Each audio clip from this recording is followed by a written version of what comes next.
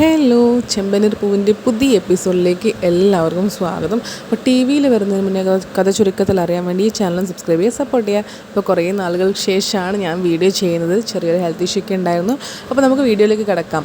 അപ്പോൾ ഇന്ന് നമ്മുടെ രേവതി സച്ചിയുടെ വീട്ടിൽ നിന്ന് ഇറങ്ങി പോകുന്നുണ്ട്. അപ്പോൾ നമുക്കതിലേക്കൊക്കെ വരാം. ആദ്യം തന്നെ സച്ചിയോട് രേവതി ചോദിക്കുന്നുണ്ട്, നമ്മൾ തമ്മിൽ എന്തെങ്കിലും ബന്ധമുണ്ടോ, എന്താ ബന്ധം എന്ന് ചോദിക്കുന്നുണ്ട്. അപ്പോൾ നമ്മുടെ സച്ചി പറയുന്നുണ്ട്, ഒരു ബന്ധവും ഇല്ല, ഒന്നുമില്ല എന്ന് പറയുന്നുണ്ട്. നിന്നെയാണെങ്കിൽ ഒഴിവാക്കാൻ പറ്റില്ലല്ലോ, അതുകൊണ്ട് മാത്രമാണ് സഹിക്കുന്നത്. നീ ഇവിടെ നിന്ന് ഇറങ്ങിപ്പോയി കഴിഞ്ഞാൽ അച്ഛൻ എന്നെ വഴക്ക് പറയും എന്നൊക്കെ പറഞ്ഞു. അപ്പോൾ രേവതി ഇങ്ങനെ പറഞ്ഞു, അപ്പോൾ അച്ഛന് വേണ്ടി മാത്രമാണ് എന്നെ ഇങ്ങനെ സഹിച്ചുകൊണ്ട് നിൽക്കുന്നത് എന്ന് പറയും. അപ്പോൾ അങ്ങനെ സഹിച്ചുകൊണ്ട് നിൽക്കണ്ടേ, ഇപ്പോഴെങ്കിലും ഇത് പറഞ്ഞല്ലോ എന്നൊക്കെ പറയും. അപ്പോൾ സച്ചി പറയും, ശരിയാണ്, പിന്നെ എന്താ പറയുക, ആവശ്യമില്ലാത്ത ലഗേജുകൾ കൊണ്ടുപോയി കഴിഞ്ഞാൽ യാത്രക്കിടയിൽ ഒരു സുഖം ഉണ്ടാവില്ല, ശല്യമായിരിക്കും. പക്ഷേ നിന്നെയാണെങ്കിൽ ഒഴിവാക്കാനും പറ്റില്ല, അതുകൊണ്ട് മാത്രം സഹിച്ചു നിൽക്കുന്നതാണ്. അപ്പോൾ രേവതി പറയും, അങ്ങനെ സഹിച്ചു നിൽക്കേണ്ട ആവശ്യമൊന്നുമില്ല, ഞാനിപ്പോൾ തന്നെ ഇവിടുന്ന് പോയി തരാമെന്ന് പറഞ്ഞിട്ട് രേവതി ബാഗൊക്കെ പാക്ക് ചെയ്ത് പോകാൻ വേണ്ടി നോക്കുമ്പോൾ നമ്മുടെ രവിയേട്ടനും കൂടെ, സച്ചിയുടെ അച്ഛനും കൂടെ അവിടെ എത്തും. എന്നിട്ട് അവളിങ്ങനെ ബാഗൊക്കെ റെഡിയാക്കി ഇറങ്ങും. അപ്പോൾ എനിക്കിനി ഇവിടെ പറ്റില്ല എന്ന് രേവതി പറയും. അപ്പോൾ മോളൊന്ന് എന്താ പറയുക, അടങ്ങി നിൽക്ക്, എപ്പോഴും രവി പറയുന്ന പോലെ തന്നെ, അച്ഛൻ പറയുന്ന പോലെ തന്നെ, മോളൊന്ന് അടങ്ങി നിൽക്ക് എന്നൊക്കെ പറയും. അപ്പോൾ രേവതി പറയും, ഇല്ല എനിക്ക് പറ്റില്ല, അച്ഛനും കൂടെ കേട്ടതല്ലേ, പറയുന്നതൊക്കെ കേട്ടത് തന്നെയല്ലേ, എനിക്കിനി ഇവിടെ പറ്റില്ല എന്നൊക്കെ പറയും. അപ്പോൾ അച്ഛൻ വീണ്ടും പറയും, നിൽക്ക്, പോവല്ല, സച്ചി പറയാൻ പാടില്ലതൊക്കെ പറഞ്ഞത് ഞാൻ കേട്ടത് തന്നെയാണ്, പക്ഷേ നീ ഒന്ന് സമാധാനിക്ക്, ഇനി ഇവൻ അങ്ങനെ പറയില്ല, ഇനി ഒരിക്കലും ഇത് ആവർത്തിക്കില്ല എന്നൊക്കെ വീണ്ടും ഇങ്ങനെ സമാധാനിപ്പിക്കാൻ വേണ്ടി ശ്രമിക്കുകയാണ് രേവതി. പക്ഷേ രേവതി ഒട്ടും വഴങ്ങി കൊടുക്കുന്നില്ല. എപ്പോഴും ഇത് തന്നെയല്ലേ പറയാറുള്ളത് എന്നുള്ള രീതിയിൽ രേവതി സംസാരിക്കും. അച്ഛനാണ് എൻ്റെ ജീവിതം നശിപ്പിച്ചത്, അച്ഛനാണ് ഇതിനൊക്കെ കാരണക്കാരൻ, ഒറ്റ ഒരാളാണ് ഇങ്ങനെയൊക്കെ എന്താ പറയുക ആകാൻ കാരണക്കാരൻ എന്നൊക്കെ പറയും. മൂത്ത മോൻ പൈസക്ക് വേണ്ടി എന്നെ വിറ്റതല്ലേ, പൈസക്ക് വേണ്ടി എന്നെ ഇതാക്കിയതല്ലേ എന്നും കൂടെ രേവതി പറയും.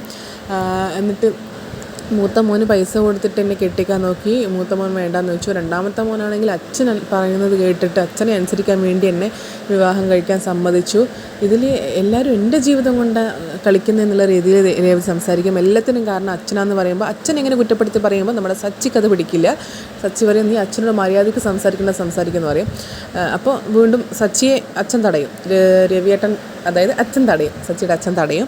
എന്നിട്ട് വീണ്ടും രേവതി സംസാരിക്കും ഇങ്ങനെ തന്നെ, അതായത് അച്ഛൻ തന്നെയാണ് കുറ്റക്കാരൻ, ഇതിലെ ഒറ്റൊരു പ്രശ്നം ഇത്രത്തോളം പ്രശ്നം ഉണ്ടാക്കിയത് അച്ഛനാണ്.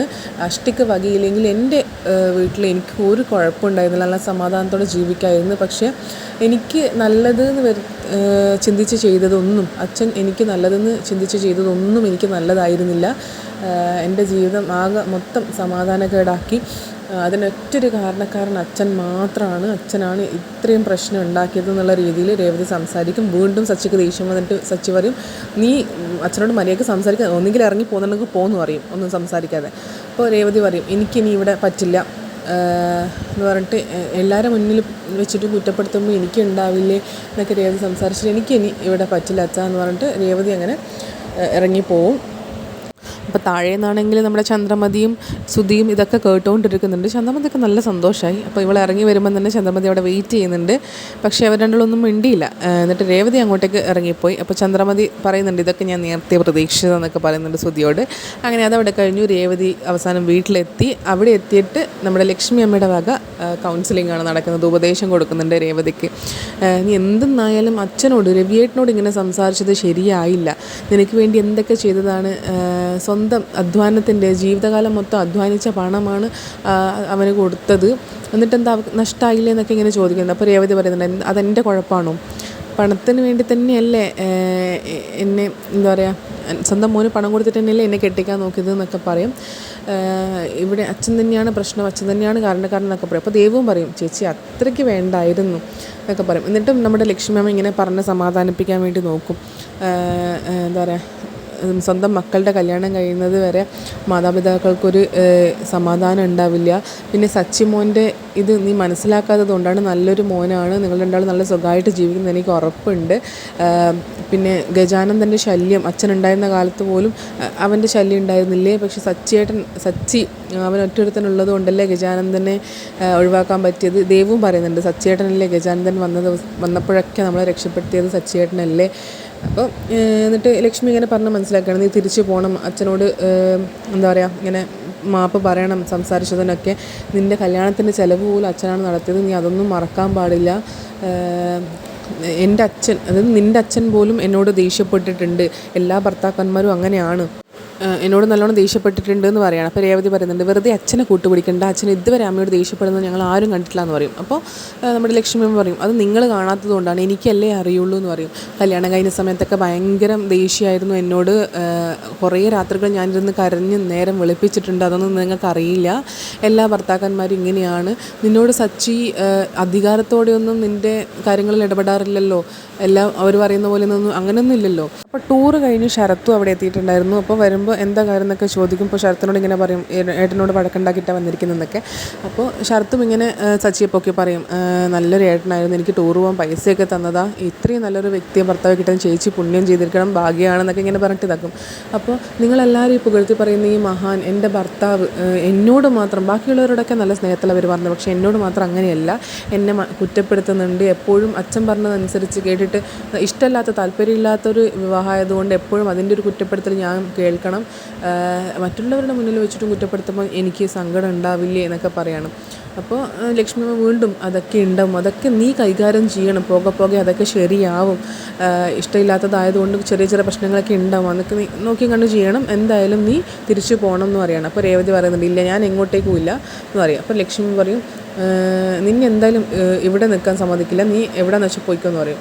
അപ്പോൾ രേവതിക്ക് സങ്കടമായിട്ട് പറയും, അപ്പോൾ ഞാനും ഒരു അമ്മയ്ക്കും ഞാനൊരു ഭാരമായി തുടങ്ങിയില്ലേ എന്ന് പറയും. അപ്പോൾ ലക്ഷ്മി പറയും, അങ്ങനെയല്ല, നീ ഇങ്ങനെ വഴക്കുണ്ടാക്കി വരുമ്പോൾ ഞാനിവിടെ പിടിച്ചു നിർത്തുന്നത് ശരിയല്ല, നീ വേഗം കുളിച്ച് റെഡിയാവും, നമുക്ക് ഒരു ഓട്ടോ പിടിച്ച് പോകാം. അങ്ങനെ ശരത്തിനോട് ഓട്ടോ റെഡിയാക്കാൻ വേണ്ടി പറയും. അങ്ങനെ അതവിടെ കഴിഞ്ഞ് രണ്ടാളും കൂടി, ലക്ഷ്മി അമ്മയും രേവതിയും കൂടെ ഓട്ടോയിൽ വീട്ടിലെത്തും. നമ്മുടെ അച്ഛനാണെങ്കിൽ സങ്കടത്തോടെ ഇങ്ങനെ ഇരിക്കുകയാണ്. അപ്പോൾ ഇവരെ കണ്ടപ്പോൾ തന്നെ സന്തോഷമായി. എന്നിട്ട് ലക്ഷ്മി അമ്മ വന്നപ്പോൾ പറയും, മാപ്പ് പറയാമെന്ന് പറയും രേവതിയോട്. അപ്പോൾ എന്നിട്ട് ഞാൻ എന്തൊക്കെയോ പറഞ്ഞു പോയി, അച്ഛനോട് ക്ഷമിക്കണം എന്നൊക്കെ പറയും. അപ്പോൾ നമ്മുടെ രവി അച്ഛൻ പറയും, കുഴപ്പമില്ല, മോള് പറഞ്ഞതിലൊന്നും എനിക്ക് വിഷമമായിട്ടില്ല, അവൾക്ക് അങ്ങനെ പ്രതികരിക്കാൻ പറ്റില്ല, ഇവളുടെ സ്ഥാനത്ത് ആരായിരുന്നാലും ഇങ്ങനെ പ്രതികരിക്കാൻ പറ്റുള്ളൂ, സച്ചി അങ്ങനെയാണ് വർത്താനം, അതായത് സംസാരിച്ചത്, അവൻ്റെ കുറ്റപ്പെടുത്തുകൾ, വാക്കുകളേക്കാൾ മുറിവേൽപ്പിക്കുന്നത് വേറൊന്നും ഇല്ല എന്നൊക്കെ പറഞ്ഞിട്ട് ഇങ്ങനെ അവളെ ഇങ്ങനെ ന്യായീകരിക്കുന്നുണ്ട്. ന്യായീകരണമല്ല, അവളോട് ഇങ്ങനെ പറയുന്നുണ്ട്. അപ്പോൾ ലക്ഷ്മി പറയും, എന്തായാലും അവൾ അങ്ങനെയൊന്നും സംസാരിക്കാൻ പാടില്ലായിരുന്നു, മര്യാദ കിട്ട് സംസാരിക്കാൻ പാടില്ലായിരുന്നു, രവിയേട്ടൻ സ്വന്തം അച്ഛൻ്റെ സ്ഥാനത്ത് നിന്ന് ഇവളുടെ കല്യാണമൊക്കെ നടത്തി കൊടുത്തു, ചിലവ് ചെയ്തു, അതൊക്കെ ഇവൾ മറന്നുപോയി, മറക്കാൻ പാടില്ലായിരുന്നു എന്നൊക്കെ പറയും. അപ്പോൾ അച്ഛൻ വീണ്ടും പറയും, കുഴപ്പമില്ല, സ്വന്തം അച്ഛനായി കണ്ടതുകൊണ്ടാണ് അങ്ങനെയൊക്കെ പെരുമാറിയത്, അച്ഛന്മാരോട് എന്താ കുട്ടികൾ ദേഷ്യപ്പെടില്ലേ, അങ്ങനെ കണ്ടതുകൊണ്ടാണ് ദേഷ്യപ്പെട്ടത്, അതൊന്നും കുഴപ്പമില്ല, അത് അവളുടെ അവകാശമാണെന്നൊക്കെ പറഞ്ഞിട്ട് അങ്ങനെ ഇന്നത്തെ എപ്പിസോഡ് അവരെ കഴിഞ്ഞു. Thank you so much. എല്ലാവരും ഒന്ന് സബ്സ്ക്രൈബ് ചെയ്യുക, സപ്പോർട്ട് ചെയ്യുക.